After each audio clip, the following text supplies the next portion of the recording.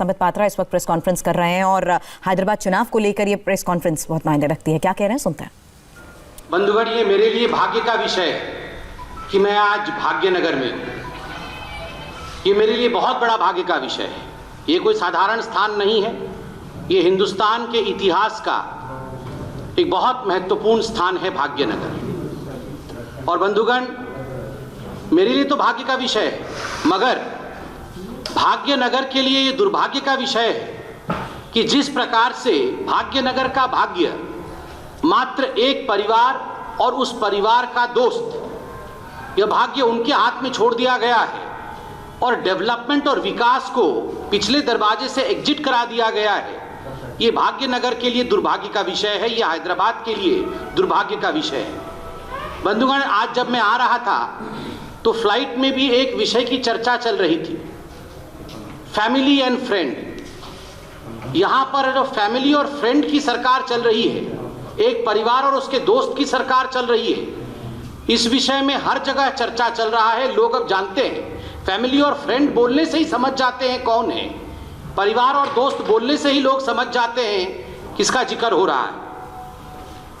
बंधुगण, आज जब भाग्यनगर कहा, पहले तो मैं आपको बता दूं, मैं तो बड़े गर्व से भाग्यनगर कहता हूं, मगर मुझे ऐसा मालूम पड़ा है कि 2 दिनों पहले जो यहाँ के युवराज हैं, परिवार के जो युवराज हैं केटीआर, वो नाराज हो गए।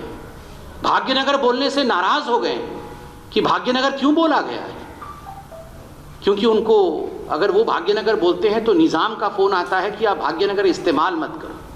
मैं तो बड़े गर्व से भाग्यनगर का इस्तेमाल करूंगा, भाग्यनगर बोलूंगा भी, मगर केटीआर जी जो 2 दिन पहले कह रहे थे कि नाम बदलना नहीं चाहिए, नाम में क्या रखा है, और वो नाराजगी जाहिर कर रहे थे, ये उचित नहीं है।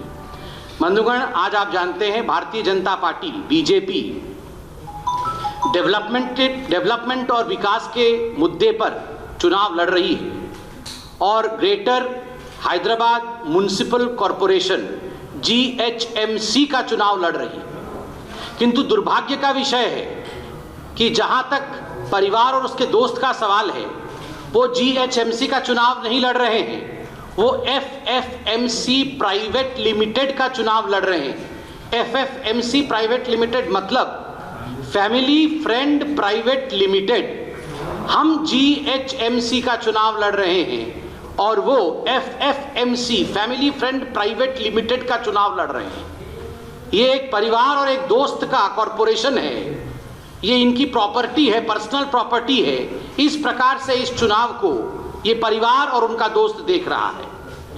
और सुनने में ऐसा भी आया है कि केसीआर जी अपने फार्म हाउस में कह रहे हैं सबको जो उनसे मिलने जा रहा है कि ओल्ड सिटी से आया मेरा दोस्त, दोस्त को सलाम करो।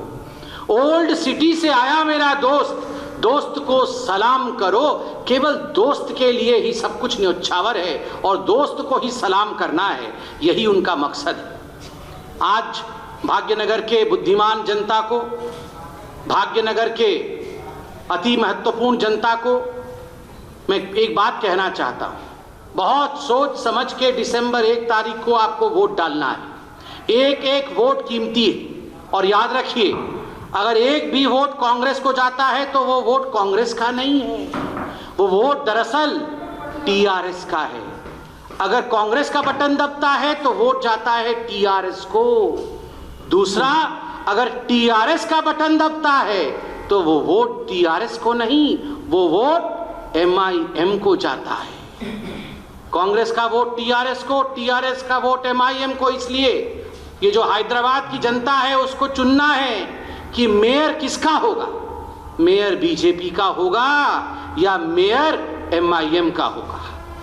किस प्रकार का मेयर चाहिए, विकास युक्त बीजेपी का मेयर या कम्युनल पॉलिटिक्स, डिविजिव पॉलिटिक्स युक्त, एक्सक्लूसिव पॉलिटिक्स करने वाले, एक्सक्लूजन का पॉलिटिक्स करने वाले MIM का मेयर, इस प्रकार का किस प्रकार का मेयर चाहिए, यह हैदराबाद की, भाग्यनगर की जनता को डिसाइड करना है। कुछ लोग ये अफवाह फैला रहे हैं कि अलायंस नहीं है। ये केसीआर जी कह रहे हैं कि कोई अलायंस नहीं है। अरे केसीआर जी, जब 2019 में चुनाव हुए थे तो कारू, सारू, पधारू, ये किसने कहा था? ये 16 सीट पे चुनाव लड़ेंगे, 17 सीट नहीं है।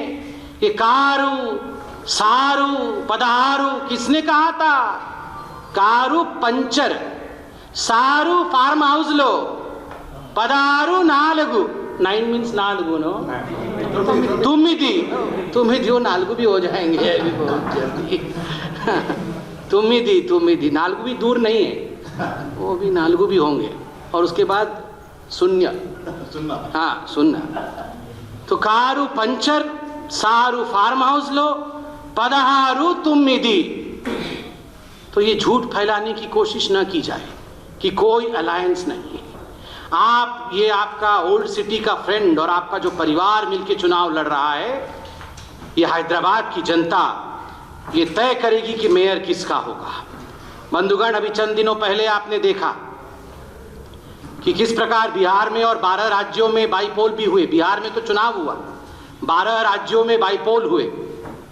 दुबाका, तेलंगाना के दुबाका में भी बाईपोल हुआ और किस प्रकार मोदी जी का जो विकास की नीति है उसकी जीत जो है वो केवल दुबाका में ही नहीं, 12 राज्यों में और बिहार में भी हुआ। और मैं आज थोड़ा मजाक में कहना चाहूँगा, यहाँ मीडिया भी बैठी है, इसको अन्यथा नहीं लेगी। जो एग्जिट पोल किया था मीडिया वालों ने, उन्होंने पूरी तरह से कोरोना के गाइडलाइन को फॉलो करते हुए वर्क फ्रॉम होम किया था। Work from home exit poll. तो संबित पात्रा को आप हैदराबाद से सुन रहे थे और आज उनको हैदराबाद से सुनने का मौका इसलिए भी था क्योंकि आपको बता दें कि यहाँ पर म्युनिसिपल कॉर्पोरेशन के चुनाव होने वाले हैं। ऐसे में संबित पात्रा भी वहां पर पहुंचे हैं।